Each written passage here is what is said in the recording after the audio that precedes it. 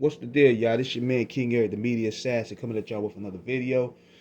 And wow, despite getting shot at for two times, despite the media being against them, despite the Swifties, despite the Beehive, despite the Eminem stands, despite Hollywood, despite these media conglomerates, despite losing a lopsided debate, Donald Trump has emerged in victory.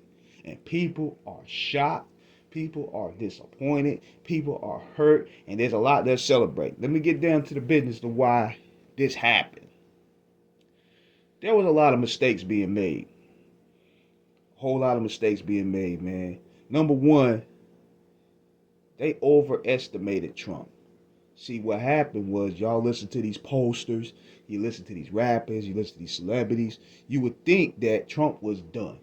Then I seen Roland Martin and D.L. Hughley. They was over there talking about, well, he ain't drawing no crowds no more. He ain't got the crowd sizes are low. That stuff is irrelevant on election day, man. Election day is where it all matters. And this guy literally drew 20,000 people to Madison Square Garden. 20,000. And see, here's another Achilles heel that hurt Kamala. She had to bring a celebrity to every single rally. Donald Trump didn't really have to. He might have an Elon Musk here and there pop up, but that was to camouflage her weaknesses. To camouflage your weaknesses, you gotta have people in your front to show strengths. And they figure, hey, she don't have the charisma of an Obama. She don't know how to really articulate in a matter where she can answer straight questions. So what we're gonna do is we're gonna pay entertainers with this endorsement money that we're getting to perform to camouflage that. We're gonna put you to sleep and have a good time. That's what Chairman Fred Hampton said Obama did on our interview. You can check it out. And it backfired. It backfired heavily. Another thing too that they made a mistake in, and I'm gonna keep it real, y'all took white women at their word. White women are gonna stick on code regardless. Whatever benefits them, they're gonna stick on code. And another thing too, I was surprised too, is the Latino support that came out for Trump. See, one thing I learned, especially with America, you're not going to dictate to people or belittle them based on who they choose to vote for. A lot of these votes that Donald Trump got were out of spite because they got tired of belittled. They got tired of being disrespected. They got tired of being called a coon. That's what a lot of people were starting to do. Oh, you standing with black, you standing with Donald Trump, you a coon. You're not really a black, you don't really respect black people. You don't really respect the black women. So they like, okay, I'm gonna vote for him just to spite you. You can't tell me what to do. So with them anointing her, what they tried to do is they try to put an Obama paint job on her. And she ended up really being Jeremy Lin from the Knicks status. If y'all don't know who I'm talking about, Jeremy Lin was the Asian dude that the Knicks picked up, and you would think that he was Jordan with in an Asian mask. You know what I'm saying? And he was beasting it all, but yet the hype wore down, and everything went back to normal. The superpowers got lost somewhere. But see, another mistake they do is like they depended too much on entertainers. I've said this time and time again. Celebrity culture is dead, man. And this further puts a nail in the coffin because people are going through real problems. Inflation, these insurance hikes. You got people recovering from these hurricanes. You got this migrant issue that's becoming a real serious issue. These celebrities don't really speak for us, man. You think J. Cole is going to come through and help me with my mortgage? Seriously, y'all really lost touch with what you think the people want. And celebrities don't speak for us no more. Yeah, yeah, okay, it's cool. We play the music, but we live in the real world. Marshall Mathers is not going to come from his mansion in Detroit to come and help us, man. That's the reality of it. So they got to stop acting like we look at celebrities as pure activists. That's an insult to black people. Another thing, too, is the belittling. Just like I said before, the belittling. You had the Roland Martins, you had the Plies, you had the D.L. Hughes. They belittling people every day. Everybody that was telling you that this woman is not it. But y'all dismiss them as bots, Russian agents. You a coon. Oh, you don't know what you talk about. You an idiot. You better listen to what the hell these people are saying. These are real people. You better listen to these people, what these people say, especially black people. Y'all was already ready to dismiss anybody that entertained the thought of voting for Donald Trump. Just like how y'all did Ice Cube. And that really hurt them. Because Ice Cube actually had an agenda he wanted to bring forth into the public about black men and women. And y'all shitting on them. So in looking at that, anytime black men have a concern or agenda or a question, y'all dismiss them. Y'all disrespect them. Y'all belittle them.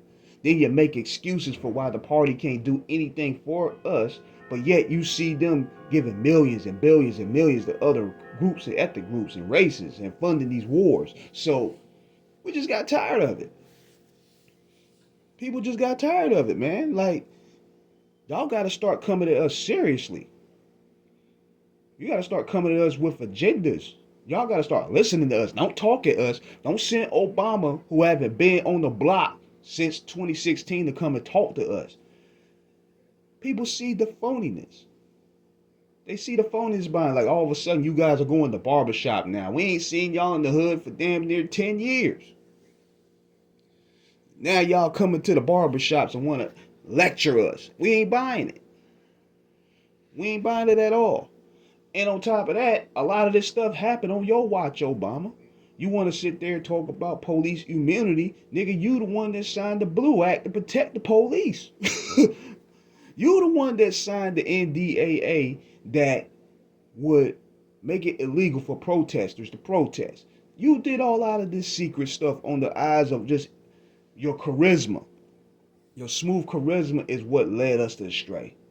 And now you try to give Kamala Harris that same paint job, and it's not working. It didn't work at all because we see it for what it is. You won't really selected by the people. Your party selected you. It's a big difference. How in the world are you going to come off the bench and all of a sudden be the front candidate, especially when you're already a part of the administration? And another thing too, you trying to sell us as her being pro-black and everything, but you married a white man.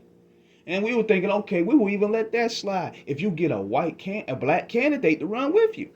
At least give us the notion that you're gonna keep it black. She didn't do that. She chose Tim Walz, and Tim Walz got the floor mopped with him in that debate with J.D. Vance. This is what a lot of people aren't looking at. Then we looked at Joe Biden's health concerns. We were saying this for 2 years ago. This motherfucker stammering. He falling everywhere. Everybody getting mad at us. Talking about, well, he all right. You just hating. You just want Trump in. No, man, you see your president stammering. Y'all got to stop this belittling and start listening. Because this is the results right here.